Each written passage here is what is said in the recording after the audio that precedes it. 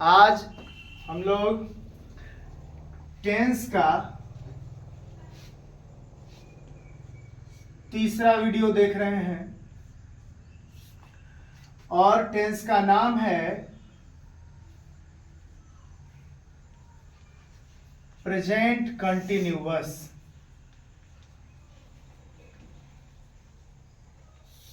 इसमें काम के जारी रहने का बोध होता है, काम चल रहा है ऐसा बोध होता है। जैसे मैं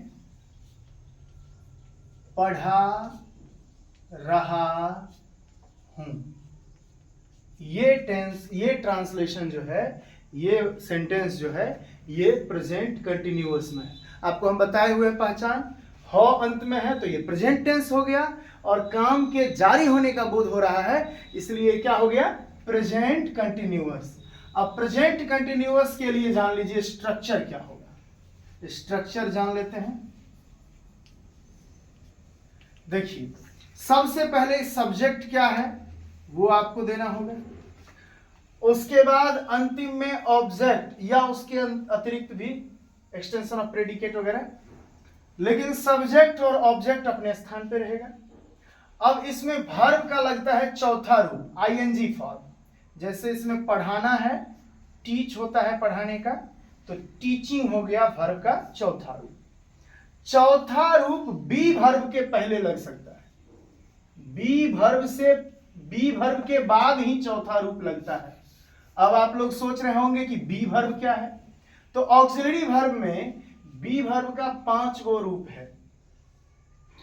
एम, इज और आर, ये प्रेजेंट के लिए उपयोग होता है, और वाज, वेयर, ये पास्ट के लिए उपयोग होता है। और फ्यूचर, जो फ्यूचर टाइम है उसके लिए क्या होता है, फ्यूचर के लिए कोई वर्ब फॉर्म नहीं होता है। फ्यूचर के लिए हम लोग शैल या विल, यही दोनों फ्यूचर बना सकता है, और इसके साथ हम सीधा बी लगा देते हैं। तो अब पूरा बी वर्ब का फॉर्मेट देख लिए। अब आप देख लीजिए, यहां प्रेजेंट का बात है तो आप V4 लगाए हैं, किसके साथ लगाएंगे, एम,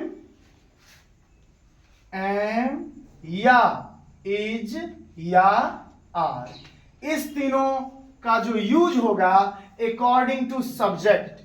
अब किसके साथ क्या यूज होगा, अगर प्रोनाउन में आई रहेगा तो इसके साथ एम लगेगा, ये स्पेशल है, आई के साथ एम लगेगा। उसके बाद वी, यू, दे, इस सब के साथ क्या लगेगा, आर। और ही, शी और इट, इनके साथ क्या लगेगा, इज। और आप इसमें भी समझ लीजिए, जो भी सिंगुलर है उसके लिए इज लग रहा है, और जो भी प्लूरल है उसके लिए आर लग रहा है। तो सिंगुलर नाउन अगर आएगा बॉय, तो बॉय इज, बॉयज, तो बॉयज आर, है ना। और एम स्पेशल चीज है, एम सिर्फ और सिर्फ आई के लिए, इसलिए इज और आर याद रखना है, सिंगुलर के साथ इज और प्लूरल के साथ आर। यू एक स्पेशल चीज है, इसमें भी आप ध्यान दे लीजिए। यू मतलब तुम, एक के लिए भी कहा जाएगा, और तुम लोग बहुत सारे होंगे फिर भी यू ही कहा जाएगा। और यू अगर एक भी रहेगा, सिंगुलर भी रहेगा, फिर भी यू के साथ क्या लगेगा, आर ही लगेगा। जैसे हम कहेंगे, अब इससे थोड़ा सा हट के बात करते हैं, तुम एक डॉक्टर हो, तुम एक डॉक्टर हो। अब बताइए, तुम एक डॉक्टर हो, ये एक आदमी से बात करते हुए हम कह रहे हैं, तो यहां यू जो है सिंगुलर है,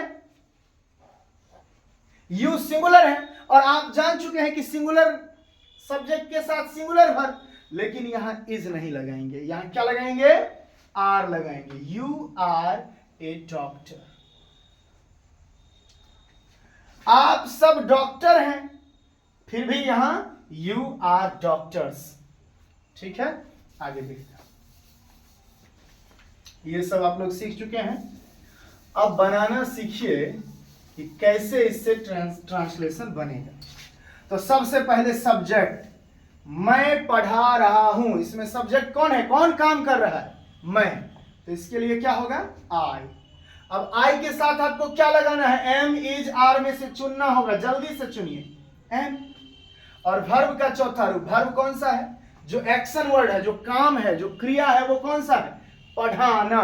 तो पढ़ाना का इंग्लिश होता है टीच, और इसका फोर्थ फॉर्म टीचिंग, चौथा रूप लगेगा I am teaching, subject am is are plus verb four, इतना काम हो गया।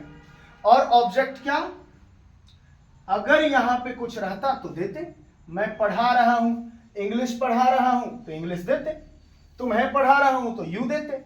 अब यहां पे ऑब्जेक्ट नहीं है तो हमारा सेंटेंस यहां खत्म हो गया। देखिए बिना सब्जेक्ट का भी सेंटेंस होता है, बिना ऑब्जेक्ट का भी सेंटेंस होता है, लेकिन विदाउट वर्ब कोई भी सेंटेंस नहीं हो सकता। तो हम लोग इसके बेसिक स्ट्रक्चर को देख लिए हैं। अब देखते हैं कि इसका निगेटिव और इंट्रोगेटिव कैसे बनता है। देखिए निगेटिव बनाना है तो आप जानते हैं कि नोट लगेगा, और नोट तब ही लगेगा जब हेल्पिंग वर्ब हो, ऑक्सिलरी वर्ब हो। और ऑक्सिलरी वर्ब की संख्या कितनी है, ऑक्सिलरी वर्ब की संख्या है 24 का एक दिन ऑक्सिलरी वर्ब टॉपिक होगा, उसका बेसिक भी हम आपको एक दिन बता देंगे। इसमें ऑक्सिलरी वर्ब का यूज हो चुका है, इसीलिए इसमें नोट लगाने में परेशानी नहीं है।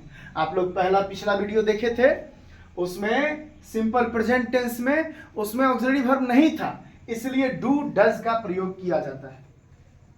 अब subject plus am is are plus not plus V4 plus object. अब इसका इंट्रोगेटिव कैसे बनेगा, इसको आगे कर लेंगे, और आगे करेंगे उसका फर्स्ट लेटर कैपिटल हो जाएगा, एम इज या आर, और सब्जेक्ट प्लस वर्ब का चौथा रूप प्लस ऑब्जेक्ट। और चूंकि ये प्रश्नवाचक वाक्य है इसलिए प्रश्नवाचक चिन्ह लगेगा। अब इसमें निगेटिव कैसे बनेगा, एम इज आर के साथ सब्जेक्ट, फिर नॉट, फिर वर्ब का चौथा रूप और ऑब्जेक्ट। ये आप देख लिए, और इससे आपको बना लेना है। ठीक है, बहुत बहुत धन्यवाद।